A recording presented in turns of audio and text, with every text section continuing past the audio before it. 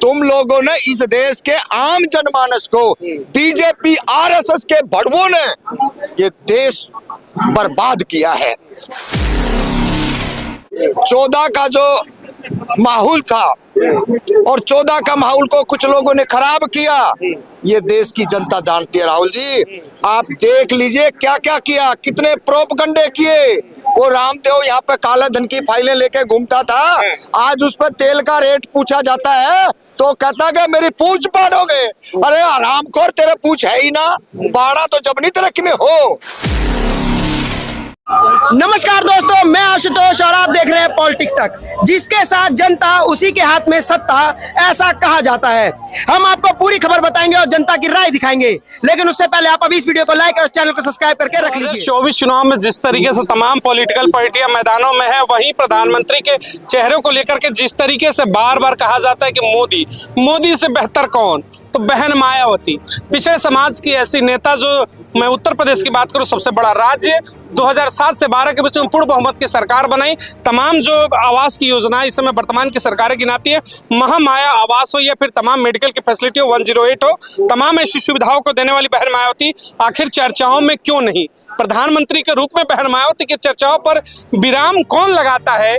क्या मीडिया एक बड़ा मुद्दा है, चाहती नहीं कि कभी चर्चा उठे कि बहन मायावती भी प्रधानमंत्री के रेस में होंगी, क्योंकि देश की तीसरी सबसे बड़ी पार्टी। तो आइए शुरू करते हैं, तमाम उस बहुजन समाज के जो सामाजिक कार्यकर्ता है, लीडर है, उनसे बात करते हैं कि बहन मायावती, जिस तरीके से प्रधानमंत्री पसंद की बात होती है तो एक चेहरा, दो चेहरा, कभी कहते हैं मोदी, कभी कहते हैं राहुल गांधी, बहन मायावती पर चर्चा क्यों नहीं? दलित समाज की है, बेहतर है, कई बार के मुख्यमंत्री हैं, आखिर क्यों नहीं?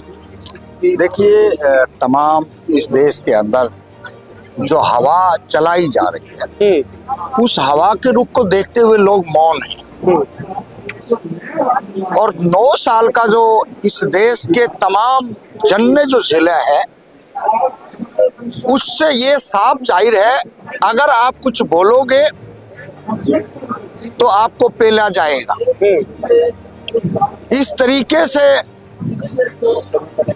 चाहे नोटबंदी का मामला हो, चाहे जीएसटी का मामला हो, चाहे किसान आंदोलन का मामला हो, चाहे इस देश की बेटियों का मामला हो, तमाम सारे किसान, मजदूर, छात्र, सबको बारी बारी 9 साल में बीजेपी की सरकार और आरएसएस की सरकार ने लूटा है। और उसी का ये कारण है, हम लोग तो फिर भी इस देश के अंदर इस सरकार की तानाशाही से नहीं डरते। हमने तमाम इनकी जेलें देखी हैं, दिल्ली की जेल देखी, हरियाणा की जेल देखी है, हमने इनकी जेलों से डर नहीं लगता। और इस बात का हम बिल्कुल डंके की चोट पे कह रहे हैं, अगर इस देश के अंदर ताकतवर शासन चलाने वाली कोई आयरन लेडीज है तो वो बहन मायावती है। और हम आज अगर यूपी को देखते हैं तो उस यूपी के अंदर जब मायावती मुख्यमंत्री थी, तमाम तरीके के महापुरुषों का इतिहास को खंगाल के देश के सामने लेके आई और हाथियों का एक बहुत बड़ा पार्क में दिखाई दिए, तो तमाम इस देश के जो नालायक और निकम्मे और जलील लोग थे, उनके पेटों में मरोड़े उठे और उन्होंने बहन जी के लिए क्या क्या शब्द यूज नहीं किया।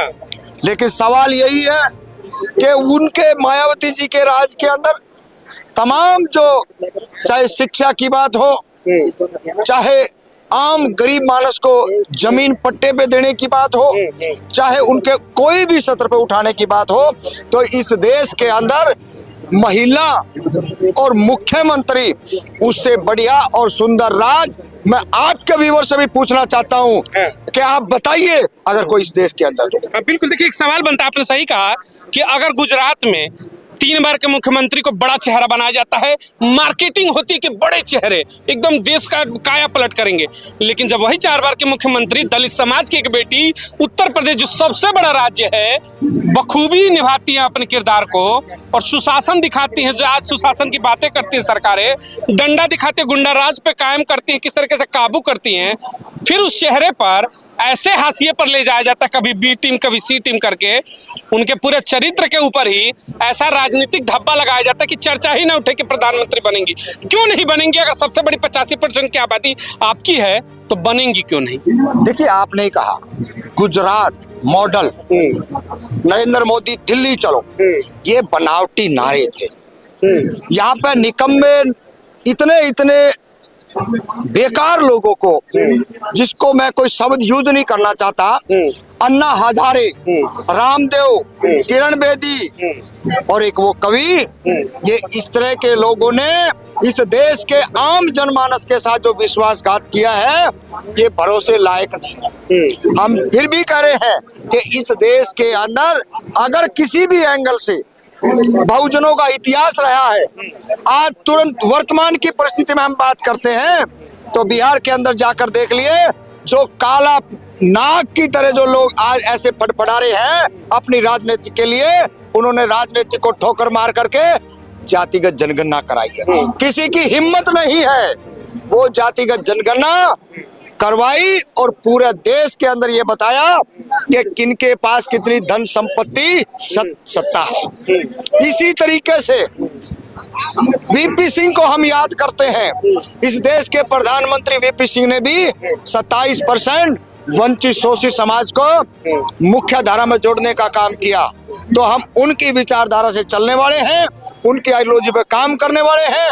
और ये बात जो आपने कही थी ना कि मायावती इस देश की पीएम बनेगी, और हम डंके की चोट पे कह रहे हैं 14 का जो माहौल था और 14 का माहौल को कुछ लोगों ने खराब किया, ये देश की जनता जानती है। राहुल जी, आप देख लीजिए क्या क्या किया, कितने प्रोपगंडे किए। वो रामदेव यहाँ पे काला धन की फाइलें लेके घूमता था, आज उस पर तेल का रेट पूछा जाता है तो कहता है मेरी पूंछ पाड़ोगे।